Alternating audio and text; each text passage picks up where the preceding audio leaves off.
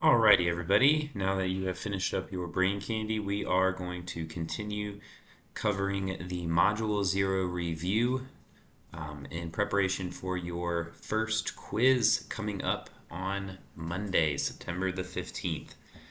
We went through slides 1 through 18 yesterday. We are going to finish up the rest of these today, starting with slide number 19. If you want to follow along, once again, it is called your Module 0 review on Classroom. All right. So, you all have been working on your Module 0 project called the Crap Test Project for several days now. As a reminder, there are a couple of different pieces of this.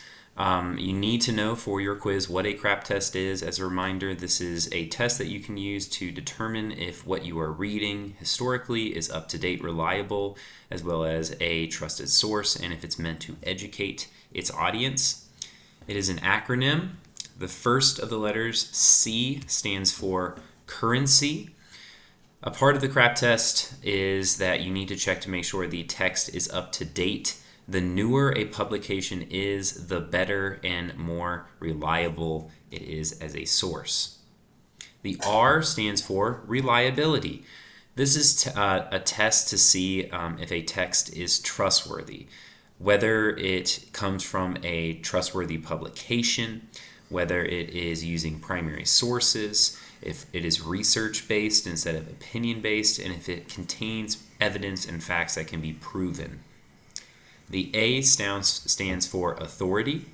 This is where you check to see if the text comes from a reputable source. In other words, the author or authors that wrote the source, are they trusted experts in their field, or are they wackadoodles? You want to make sure that they are actual historians that are trying to be as unbiased as possible, trying to use facts over opinions. And the final part is P, purpose. Purpose talks about taking a look at the text to make sure that it is made to educate. It is not meant to sway you towards one opinion or the other. It is just meant to educate you about a topic that can be backed up without a lot of bias included in it. All right. Now, the remainder or most of the remaining vocabulary terms are related to my classroom. So we're just going to go over those very briefly. Classwork are assignments that you receive when you're in class. They are meant to reinforce what we are discussing. If you are unable to get these assignments completed in class, it is your responsibility to complete them at home. I will always try to give you as much time as possible to get this stuff done, but it is up to you how you use that time while you are in class. Projects are larger assignments that usually include multiple parts. In many cases, they take a lot longer, and they usually end with some type of a final product, like your crap test project. There's a couple of different pieces to that. The part that we did together on Monday, as well as the part that you've been working on the last few days on your own. Okay? A quiz is a short assessment of your knowledge. The quiz that you have coming up on Monday is announced, but there may be unannounced quizzes in the future depending on how attentive you all are. These are, of course, referred to as pop quizzes, but I hope I will not have to give any of those this year. Tests are a little bit longer of an assessment style, and these usually are going to be evaluating your knowledge of an entire module. They are going to cover several weeks of material that we discuss in class and through the reinforcement of your assignments and projects. Participation is your engagement in activities and discussions, as well as your exit tickets that you will start receiving once we start Module 1. These usually, include you asking questions in class, contributing ideas, taking part in group work if you're assigned a group project, but also paying attention in class and showing me that you are participating by actually engaging with the content being provided to you. There is a final assessment for this class, a final that is cumulative. It covers all of the modules that we discuss in class, and it is worth 10% of your overall grade at the end of the semester. We have brain candy, which you all see each and every day. This is usually interpreting a quote a painting, a photo. It may sometimes even be a video or a song, but I usually stick mostly to the quotes and the images like paintings and photographs. As a reminder, each day 2 sentences is what you need to get full credit at the end of the week for each day that you're present in class. A lecture is a discussion that we complete in class that usually covers a specific topic. This is usually where I stand up in front of the class, I tell you about a topic, you ask questions, answer my questions, so that we can have a discussion about the content and engage. So a exit ticket is going to be the last task that you complete at the end of class. This will be given to you each day that you have a lecture. It is going to be included in a Google form, and it will be 3 to 5 multiple choice questions about the content that was provided to you in a lecture.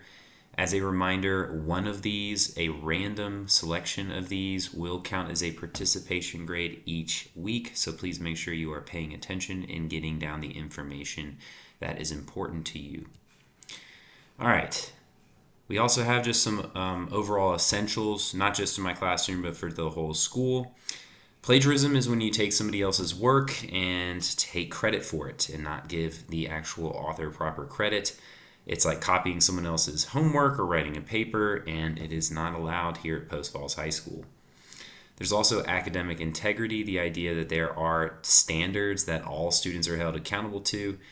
These include things like plagiarism, like cheating, copying other people's works, or using technology for the wrong reasons, and you can get in quite a bit of trouble if you do not follow the code of academic integrity. You also have expectations. These are just rules and standards that you're held accountable to, whether that is for the high school overall or in my classroom specifically. You also have something called a tardy. That's when you're late to class. It means you are not in the door before the end of the 5-minute passing period. If you get 2 of these, you get a detention. 4 is a day at in-house, and 6 is an office referral accompanied with a Friday school. Detention, that's where you go to the in-house room during a lunch. It is a requirement, especially if you start hitting a lot of tardies. There's also in-house, where you spend the entire day of school inside of the in-house room. That's in the main office, and you sit quietly and do work. It's not very fun. An office referral is when you refuse to follow classroom expectations continuously.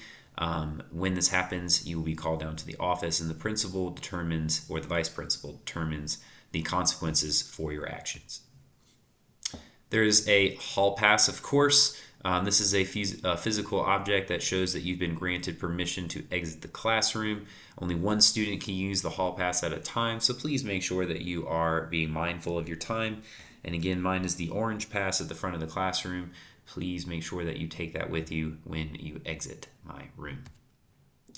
All right, so that is all I have for your review.